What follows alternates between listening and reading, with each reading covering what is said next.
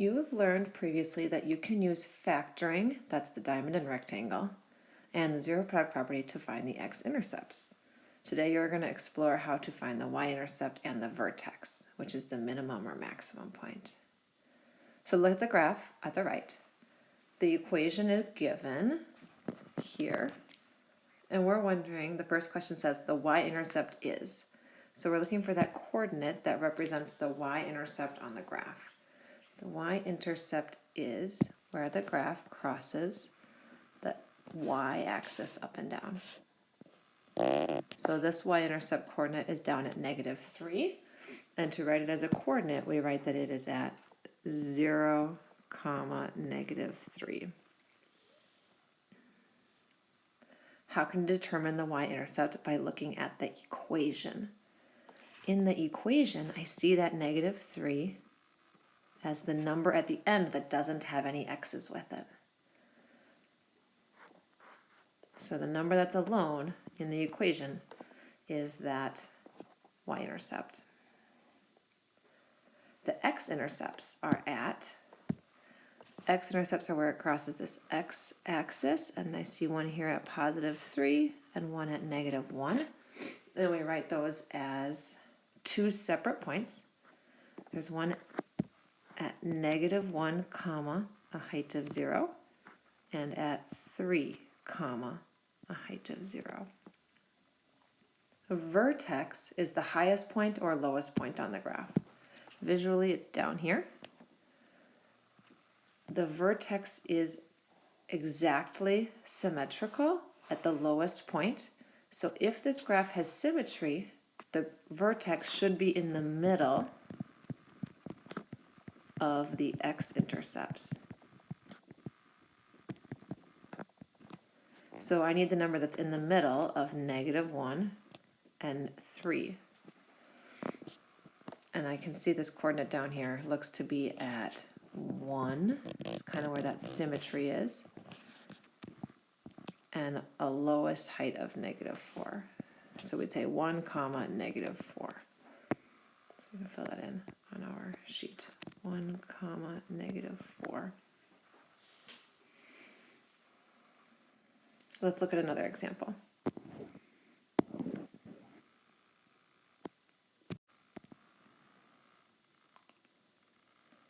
This time we're given the equation but not the graph, and we're going to kind of work through the pieces ourselves. Looking at the equation, what is the y-intercept? Well, the y-intercept is the number alone at the end. So in this case, it's at +6. Now we're going to write that as a coordinate. That x is 0, the y coordinate is 6. And on my graph, I can go up on the y-axis to 6 and put a dot. Next step, use factoring and the zero product property to find the x-intercepts. So as a reminder, factoring is the rectangle and diamond problem. In my rectangle, I start with the x² piece and the part that's alone, and those go in the diagonal, and they get multiplied to go into the diamond pattern. So we have 2x² and 6, and if I multiply 2x² times 6, that is 12x². The other number from the equation, the 8x, goes into the bottom of the diamond problem. And now you ask yourself, what are two numbers that can multiply to 12 but add to 8? 12 is 12 times 1, 3 times 4, 2 times 6. Oh, 2 times 6 is 12, but 2 plus 6 is 8. So I'll have a 2 and a 6. And I always have to put an x with them. And those are the missing numbers in my rectangle, 2x and 6x. And then what we do is we look for what are the numbers that are multiplied in to make these boxes. So to make a 2x² box, I need to have an x on one side and an x on the other side. But to have the 2, I see this common 2 here. So I'm going to put the 2 along the bottom so that 2 multiplies up into both of those upper boxes.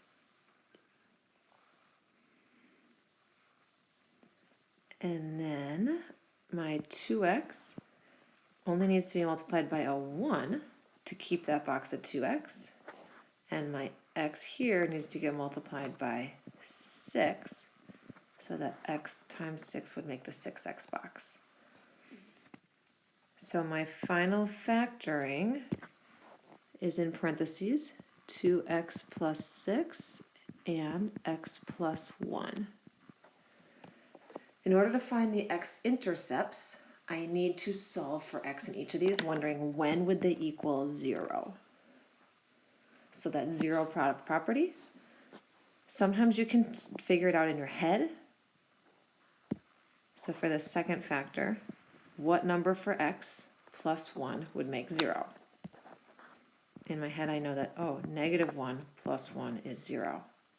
If you can't find that number in your head, you can show the work. You can just write x plus 1 equals 0. And to get x by itself, you would minus 1 on both sides. And you'd still get x equals -1.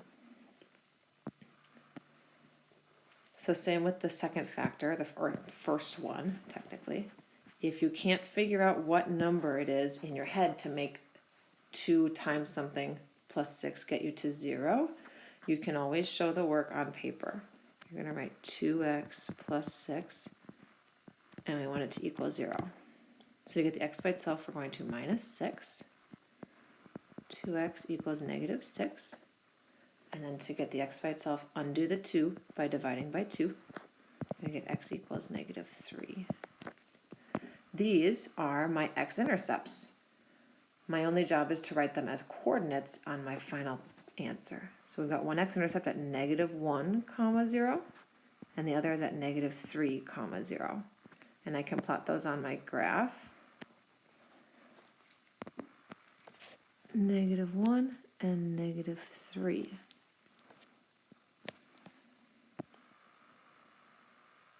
What is the x-coordinate of the vertex? Hint, it's in the middle. Ah, yes, what number is in the middle of -1 and -3? In between those is -2. So on my graph, my lowest point is going to be somewhere along this spot on -2, and I just need to know how low should that lowest point go. I'm not sure yet. So in order to find how low that lowest number should be, we take this x-coordinate where that was in the middle of our x-intercepts, then we plug it in for x in our original equation. So I'm going to have 2x squared, but for x I'm plugging in -2, plus 8, and for x we're plugging in the -2, and plus 6. You can do this on a calculator, you can try to calculate in your head, or you can use the website desmos.com to do the calculation. -2 squared is 4 times 2 is 8. 8 times -2 is -16, plus 6. And that would give us also an answer of -2. So our coordinate is -2 we plugged in for x, and -2 we got out as our output. So I can finish putting that on my graph. -2 and -2. And then we can draw the U-shaped parabola that looks symmetrical on the graph paper. All equations that have an x squared are going to be that U shape. I'll do one more with you, and then you'll just do the very last one on your own. So look at the equation. Where's the y-intercept? The y-intercept is the number that's given by itself, the plus 5. And we write it as a coordinate 0, 5. And we graph it up on the y-axis at a height of 5. Factoring in the zero product property to find the x-intercepts. So we start by making our rectangle and diamond problem. The two terms, the x squared piece and the term that's alone, go in the diagonal, x squared and 5. And we multiply those together, 5x squared. The x term in the middle goes on the bottom of our diamond problem, -6x. And so we're asking ourselves what numbers can multiply to 5 but add to -6? The only way to multiply to 5 is 5 times 1, but that doesn't make -6. We could make both of the numbers negative. -5 times -1 is +5, but -5 and plus a -1 is -6. Don't forget to put x's with them. Those are the missing numbers in our rectangle.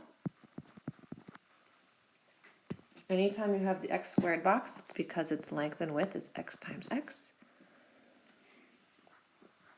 The x along the bottom would need to be multiplied by a -5 to make this -5x box. And the x across the side needs to be multiplied by -1 to make a -1 box. So our final so-called parentheses is x minus 1 and x minus 5. And then we use that zero product property looking at when will they equal 0. What number can I plug in for x to get to 0? You might be able to calculate them in your head, or you can just show the work. If you have x minus 1 and we want it to equal 0, we can add 1, and we get that x is +1. And that makes sense, because +1 minus 1 would make 0.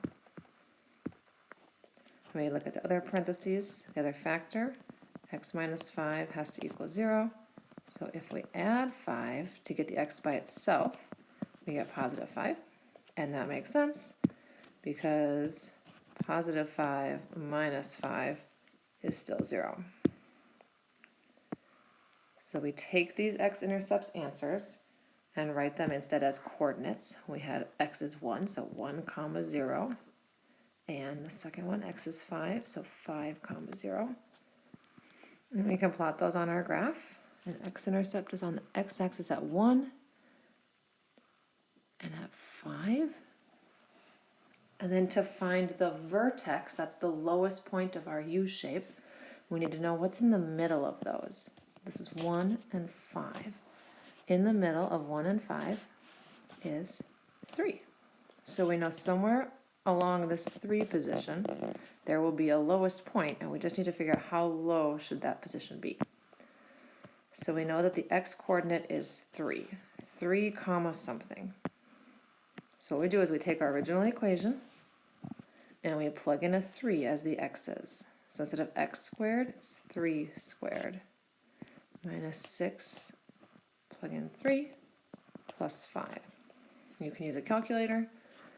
9 minus 18 plus 5, which is -4.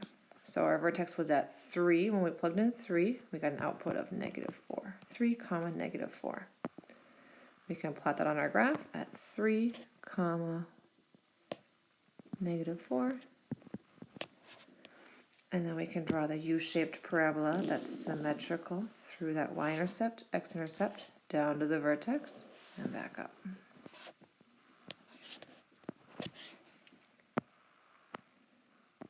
You have one more to try by yourself.